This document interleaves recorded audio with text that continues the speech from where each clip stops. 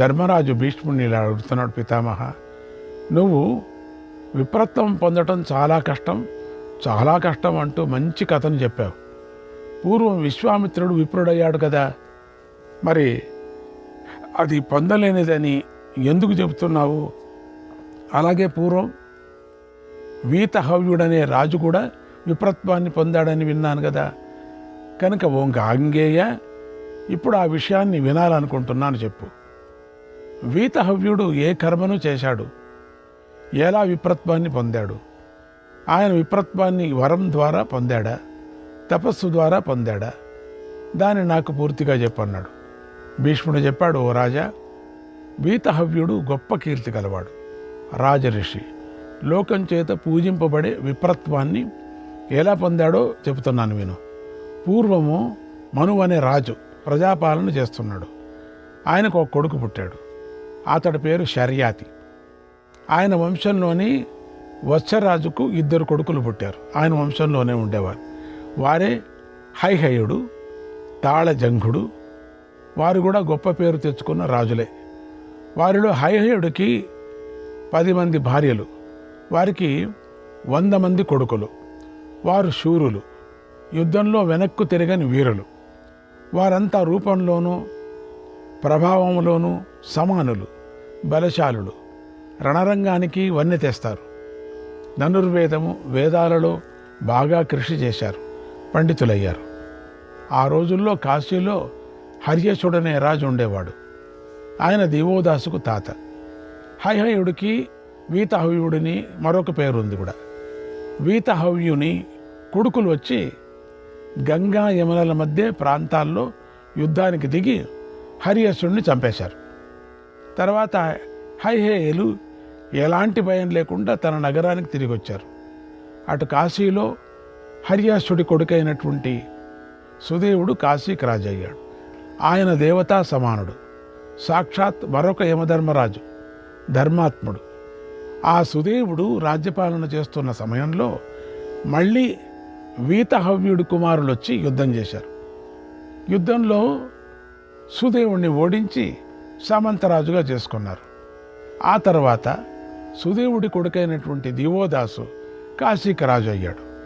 ఆ దివోదాసు హైహేయ రాజకుమారుల పరాక్రమాన్ని గమనించాడు. ఇంద్రుడి ఆదేశంతో కాశీ నగరాన్ని పటిష్టంగా నిర్మించాడు. అప్పుడు ఆ కాశీ వివిధ ద్రవ్యాలతో సమృద్ధిగా ఉంది. పెద్ద పెద్ద దుకాణాలు, అంగళ్ళు అక్కడున్నాయి. ఆ నగర ప్రాకారం గంగానదికి ఉత్తర తటం నుండి గోమతి నదికి అంటే దక్షిణ తటం వరకు వ్యాపించింది. అంత పెద్దది. ఆ కాశీ పట్టణం ఇంద్రుడు అమరావతిలాగా శోభిస్తుంది. అందరూ ఆనందంగా సుఖంగా నివసిస్తున్న సమయంలో ఒకనాడు దివోదాస్ మీదికి హైహేయులు వచ్చి దాడి చేశారు. అప్పుడు దివోదాసు నగరం నుండి బయటకు వచ్చి వారితో యుద్ధం చేశాడు. ఆ యుద్ధం దేవాసుర సంగ్రామంలాగా ఘోరంగా జరిగింది. అది 10,000 రోజుల పాటు జరిగింది. ఆ యుద్ధంలో దివోదాసు సైనికులు, ఏనుగులు, గుర్రాలు చనిపోయాయి. ధనాగారం ఖాళీ అయిపోయింది. దివోదాసు దీనుడయ్యాడు. కాశీ నగరాన్ని విడిచి పారిపోయాడు. భరద్వాజ మహర్షి ఆశ్రమానికి వెళ్ళి ఆయనను శరణు కోరాడు. ఆ భరద్వాజ మహర్షి బృహస్పతి యొక్క పెద్ద కొడుకు, శీల సంపన్నుడు. దివోదాసుకు పురోహితుడిగా ఉన్నాడు. అందుచేత ఆయన దివోదాసు రాజును ఇలా అడిగాడు, ఓ రాజా, నువ్వు ఎందుకు వచ్చావో చెప్పు, ఇప్పుడు నేను నీకేం చేయాలి అని అడిగాడు. దివోదాసు ఇలా చెప్పాడు, స్వామి, వీతహవ్యుడు కుమారులు యుద్ధంలో నా వంశాన్ని నాశనం చేశారు. నేనొక్కడనే మిగిలి ఉన్నాను. ఎంతో దుఃఖంలో మునిగిపోయాను. నీ శరణు కోరి వచ్చాను. కనుక శిష్యుడిగా స్వీకరించి నన్ను రక్షించు. వారు పాప కర్మలను నన్ను కూడా చంపేయవచ్చు అన్నాడు. అప్పుడు భరద్వాజ మహర్షి ఇలా అన్నాడు, ఓ దివోదాస, భయపడకు. ముందు నీ భయాన్ని పోగొట్టుకో. నువ్వు పుత్రుణ్ణి పొందడం కోసం నేను ఒక యాగం చేస్తాను. నీ కుమారుడి సహాయంతో నువ్వే 1000 మంది వీతహవ్యులను కూడా సంహరిస్తావు అన్నాడు. ఆ తర్వాత భరద్వాజుడు యాగం చేశాడు. దానితో దివోదాసుకు ఒక కొడుకు పుట్టాడు. అతని పేరు ప్రతర్ధనుడు.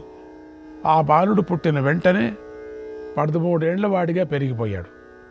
చిత్రంగా అప్పుడే అతడు తన నోటు నుండి వేదాన్ని, ధనుర్వేదాన్ని పూర్తిగా ఉచ్చరించాడు. అదంతా భారద్వాజ మహర్షి అనుగ్రహం. ఆయన అతడిని యోగశక్తి సంపన్నుణ్ణి చేశాడు.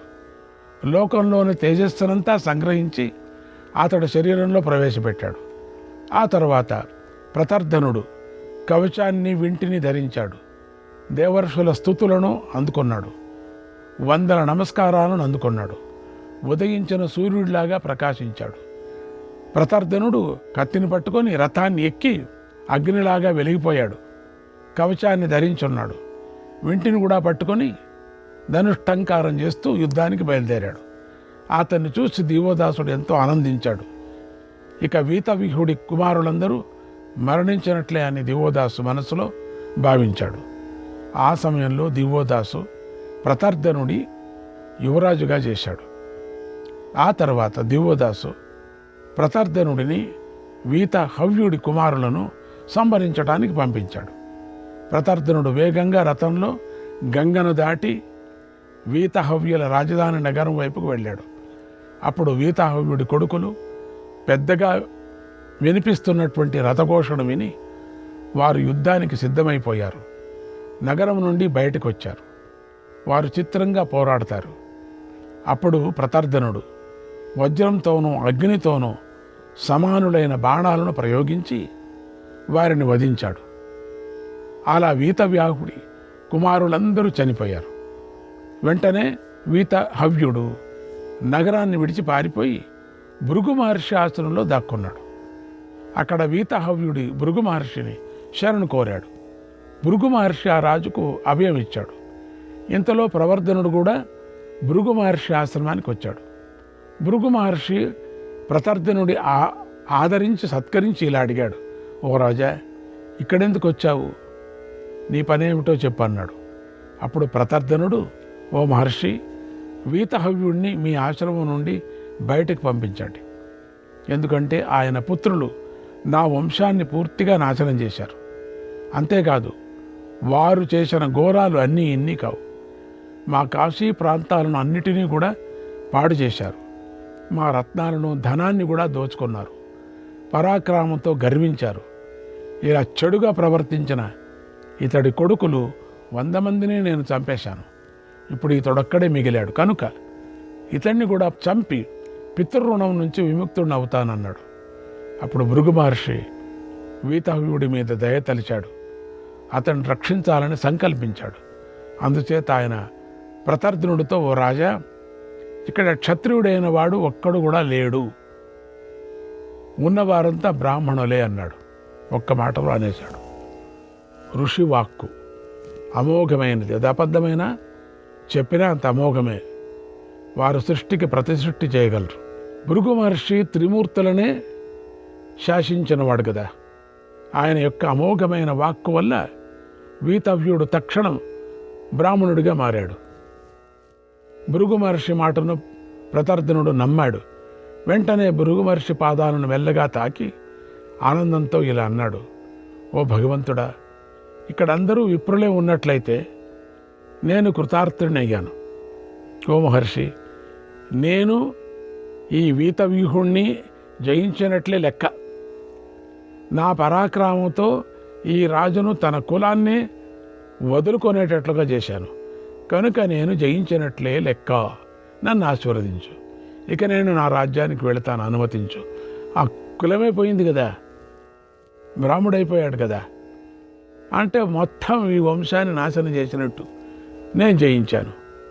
ఓ మహర్షి, మరొక్కసారి చెబుతున్నాను, నేను ఈ రోజున తన జాతినే వదులుకొనేటట్లుగా చేశాను కనుక నేను జయించాను అని ప్రతర్ధనుడు చాలా సంతోషించాడు. తర్వాత ప్రతర్ధనుడు భృగు మహర్షి అనుమతి తీసుకొని వెళ్ళిపోయాడు. ఓ ధర్మరాజా, ఇది కథ. ఇలా వీతవ్యూహుడు విప్రుడయ్యాడు.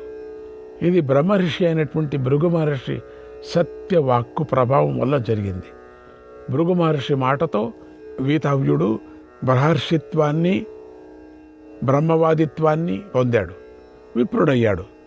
తర్వాత ఆయనకు పుట్టిన పుత్రుడే గృత్సమతుడు. అతడు ఇంద్రుడు వంటి రూపం గలవాడు. ఒకనాడు దైత్యులే గ్రత్సమదుడిని చూసి మోహితులయ్యారు. నువ్వే ఇంద్రుడు అని బంధించేశారు. తర్వాత విడిచిపెట్టారు. అలా అచ్చం ఇంద్రులాగానే ఉంటాడు.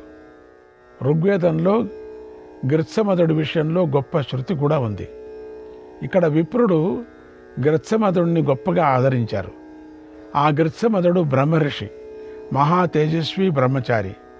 ఆయన కుమారుడు సుచేతనుడు. అతడు కూడా విప్రుడయ్యాడు. అతడి కొడుకు వర్చుడు. ఆ వర్చుడి కొడుకు విహవ్యుడు. అతడి కొడుకు వితత్యుడు. ఆ వితత్యుడి కొడుకు సత్యుడు. ఆ సత్యుడి కొడుకు శంతుడు. ఆ శంతుడి కొడుకు శురువుడు. ఆ శురువుడి కొడుకు తముడు. ఆ తముడి కొడుకు ప్రకాశకుడు. ఆ ప్రకాశకుడి కొడుకు వాగీంద్రుడు. ఆయన విజయశీలులో శ్రేష్ఠుడు. ఆ వాగీంద్రుడి కొడుకు ప్రమితి. ఆయన వేదాంగ పారంగతుడు. ఆ ప్రమితికి ఘృతాచి అనే అప్సరసకు రురువు పుట్టాడు. ఆ రురువుకు ప్రమద్భర యందు ఒక కొడుకు పుట్టాడు. అతడి పేరు శునకుడు. ఆ శునకుడి కొడుకే శౌనకుడు. ఆ శౌనకుడు బ్రహ్మర్షి. ఈ విధంగా రాజైన వీతహవ్యుడు క్షత్రియుడు. అయితే భృగు మహర్షి అనుగ్రహంతో విప్రత్వాన్ని పొందాడు అన్నాడు భీష్మ పితామహుడు. అంటే ఋషుల యొక్క కృపతో కావచ్చు అని తెలుస్తున్నది. శ్రీకృష్ణాయ పరమాత్మనే నమః. 31వ అధ్యాయం. ధర్మరాజు భీష్ముని ఇలా అడుగుతున్నాడు. ఓ తాత, ఎలాంటి మానవులను 3 లోకాలలోనూ పూజించాలి? నాకు ఈ విషయాన్ని వివరంగా చెప్పు అన్నాడు. అప్పుడు భీష్ముడు ఇలా చెప్తున్నాడు. ఓ ధర్మరాజా, ఈ విషయంలో కూడా శ్రీకృష్ణుడికి నారద మహర్షికి మధ్య ఒక సంవాదం జరిగింది. దాన్ని అందరూ ఉదాహరణంగా చెప్పుకుంటూ ఉంటారు కనుక దాన్ని చెబుతున్నాను విను. పూర్వం ఒకనాడు నారదుడు చేతులు జోడించి విప్రులకు పూజిస్తున్నాడు. దాన్ని చూసి శ్రీకృష్ణుడు ఆశ్చర్యపోయి ఇలా అడిగాడు. ఓ మహర్షి, నువ్వు ఎవరికి నమస్కరిస్తున్నావు? పైగా వారిపై ఎంతో ఆదరాన్ని ప్రదర్శిస్తున్నావు. ఈ విషయం మేము వినవచ్చు అని నీకు అనిపిస్తే చెప్పు అని అడిగాడు. తపస్సుల వల్ల ప్రయోజనం ఏమిటి? వారు ముక్కు మూసుకొని కూర్చుంటారు. వారి వల్ల లాభం ఏమిటి అని సందేహించే వారికి నారద మహర్షి ఎంత అద్భుతమైన సమాధానం చెబుతున్నాడో చూడండి. తపస్సులు లోకక్షేమాన్ని కోరుకుంటూ ఉంటారు. అంతా బాగుండాలని ఎంతమంది కోరుతారో చూడండి. కనుక తమ తమ నిత్యకర్మలను ఆచరిస్తున్న వారిని, సత్కార్యాలు చేస్తున్న వారిని ఆదరించాలి. వారికి ప్రోత్సాహాన్ని ఇవ్వాలి. ఎందుకంటే వారు తపస్సులే, లోకం మేలు కోరుకుంటూ ఉంటారు. అలాంటి వారిని ఆదరించడం చేత శ్రీ మహావిష్ణువు సంతోషిస్తాడు. అప్పుడు నారదుడు ఇలా చెప్పాడు. ఓ గోవింద, నేను ఎవరిని పూజిస్తున్నానో చెబుతున్నాను విను. నేను వరుణుడికి, వాయువుకు, ఆదిత్యుడికి, పర్జన్యుడికి, అగ్నికి, స్థాణువుకు, స్కందుడికి ఎల్లప్పుడూ నమస్కరించే వారికి నమస్కరిస్తున్నాను. లక్ష్మికి, విష్ణువుకు, బ్రహ్మకు, బృహస్పతికి, చంద్రుడికి, భూమికి, సరస్వతికి ఎల్లప్పుడూ నమస్కరించే వారికి నేను నమస్కరిస్తున్నాను. ఓ కృష్ణ, తపోధనులు, వేదవేత్తలు, నిత్యము వేదపారాయణం చేస్తున్న మహనీయులకు నేను ఎల్లప్పుడూ నమస్కరిస్తున్నాను. అభుక్త్వా దేవ కార్యాణి, అభుక్త్వా దేవ కార్యాణి కుర్వతే యే వికత్తనాగా సంతుష్టాశ్చ క్షమాయుక్తాగా, సంతుష్టాశ్చ క్షమాయుక్తాగా తాన్ నమస్యామ్యహం విభో, తాన్ నమస్యామ్యహం విభో విభో. ఓ రాజా, భోజనానికి ముందు దేవకార్యాలను చేస్తూ ఉన్నవారికి గొప్పలు చెప్పకుండా ఉన్నవారికి నేను నమస్కారం చేస్తున్నాను. సంతోషంగా ఉన్నవారికి, క్షమాగుణం ఉన్నవారికి నేను నమస్కారం చేస్తున్నాను. సమ్యక్ యజంతి యే చేష్టీ సమ్యక్ యజంతి ఏ చేష్టి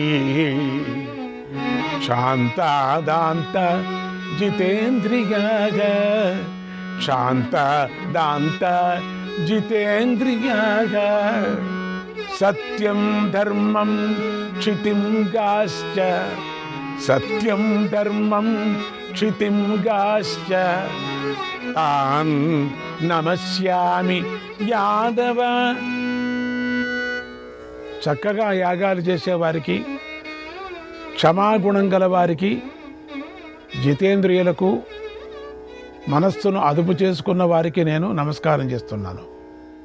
సత్యాన్ని, ధర్మాన్ని, భూమిని, గోవులను పూజించే వారికి నేను నమస్కారం చేస్తున్నాను. వనవాసం చేస్తూ ఫలమూలాలను తింటున్న తాపసులకు, దేనిని కూడబెట్టుకోకుండా కర్మలను శ్రద్ధగా ఆచరిస్తున్న వారికి నేను నమస్కరిస్తున్నాను. ఏ భృత్య భరణే శక్తః సతతం చాతిథి వ్రతాః సతతం చాతిథి వ్రతాః భుంజతే దేవశేషాణి భుంజతే దేవశేషాణి తాం నమస్యామి యాదవ తాం నమస్యామి యాదవ. ఓ కృష్ణ, ఎవరు సేవకులను పోషించడంలో సమర్థులై ఉన్నారో, నిత్యము అతిథి సేవలో ఆసక్తి కలిగి ఉన్నారో వారికి నమస్కరిస్తున్నాను. ఎవరు దేవతలకు నైవేద్యం పెట్టి మిగిలిన దానిని ఆహారంగా స్వీకరిస్తారో వారికి నమస్కారం చేస్తున్నాను. వేదాధ్యయనం చేసిన వారు, ఎదిరించటానికి వీలు కాని వారు, చక్కగా మంచి మాటలు చెప్పేవారికి నమస్కారం చేస్తున్నాను. బ్రహ్మచారులకు, నిత్యము యాగాలు చేయించటంలో ఆసక్తి కలవారికి, విద్యార్థులను చదివించటంలో ఆసక్తి కలవారికి నమస్కారం చేస్తున్నాను. ఎల్లప్పుడూ అన్ని ప్రాణుల యందు ప్రసన్న హృదయులుగా ఉన్నవారికి నమస్కారం పెడుతున్నాను. ఉదయం నుండి మధ్యాహ్నం వరకు వేదాధ్యయనంలో ఆసక్తి కలిగి ఉన్నవారికి నేను నమస్కారం చేస్తున్నాను. ఓ కృష్ణ, పూజ్యుల అనుగ్రహాన్ని పొందేవారికి, నిరంతరం అధ్యయనం చేస్తున్న వారికి నమస్కరిస్తున్నాను. గురుసేవలో చలించకుండా నియమాలు పాటిస్తున్న వారికి, గురుసేవ చేస్తూ ఎవరినీ తప్పు పట్టని వారికి నమస్కరిస్తున్నాను. ఉత్తమ వ్రతాలను పాటిస్తూ ఉన్నవారికి, నిరంతరము మననం చేస్తూ ఉన్నవారికి నేను నమస్కరిస్తున్నాను. సత్యవ్రతాన్ని పాటిస్తున్న వారికి, హవ్య కవ్యాలను, దేవతలకు, పితృదేవతలకు సంబంధించిన కర్మలను యథావిధిగా ఆచరించే విప్రులకు నమస్కరిస్తున్నాను. గురుకులాన్ని ఆశ్రయించి భిక్షతో జీవితాన్ని గడుపుతూ నిరంతరము తపస్సు చేస్తూ కృషించే వారికి నమస్కరిస్తున్నాను. నిస్సుఖ నిర్ధనాయేతు నిస్సుఖ నిర్ధనాయేతు తాన్ నమస్యామి యాదవ తాన్ నమస్యామి యాదవ. ఓ కృష్ణ, సుఖం మీద కోరికని విడిచిపెట్టిన వారికి, ధన సంపాదన మీద దృష్టి పెట్టని వారికి నమస్కరిస్తున్నాను. మమకారాన్ని విడిచిపెట్టిన వారికి, శత్రువులు లేని వారికి, సిగ్గుపడని వారికి నమస్కరిస్తున్నాను. ఎక్కడా ఏ ప్రయోజనాన్ని ఆశించని వారికి, వేదజ్ఞానంలో ఎదురులేని వారికి నమస్కరిస్తున్నాను. శబ్దమెందు పట్టుకల వారికి, వేదవేత్తలకు నమస్కారం చేస్తున్నాను. అహింసావ్రతాన్ని పాటిస్తున్న వారికి, సత్య ప్రతిజ్ఞను ఆచరిస్తున్న వారికి నమస్కరిస్తున్నాను. దాంతాః శమ పరాశ్చైవ తాన్ నమస్యామి కేశవ తాన్ నమస్యామి కేశవ. ఓ కృష్ణ, ఇంద్రియ నిగ్రహము, మనస్సును నియంత్రించటం పైన ఆసక్తి చూపుతున్న మానవులకు నేను నమస్కరిస్తున్నాను. శ్రీకృష్ణాయ పరమాత్మనే నమః.